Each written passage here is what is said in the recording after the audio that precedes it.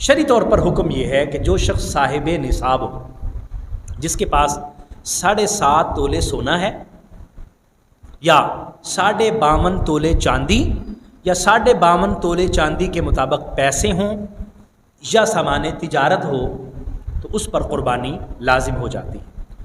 اور ابھی اگر چاندی کا ریٹ اگر معلوم کریں تو اس کے حساب سے تقریباً کوئی 1,70,000 کے قریب یہ پیسے بن رہے ہیں ابھی، جو چاندی کا نصاب بن رہا ہے۔ اگر کسی شخص کے پاس اتنے پیسے موجود ہیں اور اس کی ضرورت سے زائد ہیں تو اس پر قربانی لازم ہو جائے گی اور وہ اپنی قربانی اللہ کے حضور پیش کرے۔ یہ بھی یاد رکھیے کہ جس کے پاس نصاب موجود ہے، شوہر ہے، بیوی ہے، بھائی ہیں، اولاد ہے، جو بھی صاحب نصاب ہے، جو بھی بالغ صاحب نصاب ہے، اس پر قربانی لازم ہو جاتی ہے۔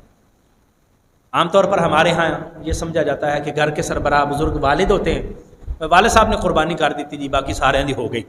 ایسا نہیں ہوتا، ٹھیک ہے؟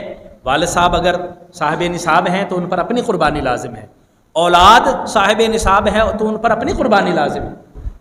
اسی طرح بیوی صاحب نصاب ہے، اس کے پاس زیور ہے یا اس کی سیونگ میں چیزیں موجود ہیں تو اس پر علیحدہ سے قربانی لازم ہے۔ اس لیے ان چیزوں کو مد نظر رکھنا چاہیے۔ قربانی اللہ تبارک و تعالی نے حضرت ابراہیم علیہ السلام کی سنت کو جاری رکھتے ہوئے ابراہیم علیہ السلام کی یاد یہ ہمارے ذہن میں ہوتی ہے، لیکن جب ہم قربانی پیش کرتے ہیں تو کیا کہتے ہیں؟ بسم اللہ اللہ اکبر، یہ پڑھ کے اللہ کے حضور قربانی پیش کرتے ہیں، لیکن یاد ذہن میں یہ ہوتا ہے یہ سنت ہے ابھی قوم ابراہیم والی بات کہ حضرت ابراہیم کی سنت ہے۔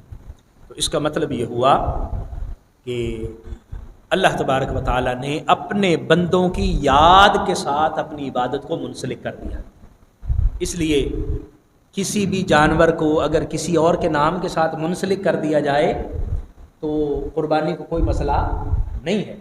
آپ اپنی طرف سے قربانی کر سکتے ہیں، اپنے والدین جو وفات پا گئے ان کی طرف سے، زندہ ہیں ان کی طرف سے قربانی کر سکتے ہیں، ثواب کے لیے قربانی کر سکتے ہیں، پوری امت مرحومہ کے لیے قربانی کر سکتے ہیں۔ اس لیے یہ جائز ہے، اس میں کوئی حرج نہیں ہے۔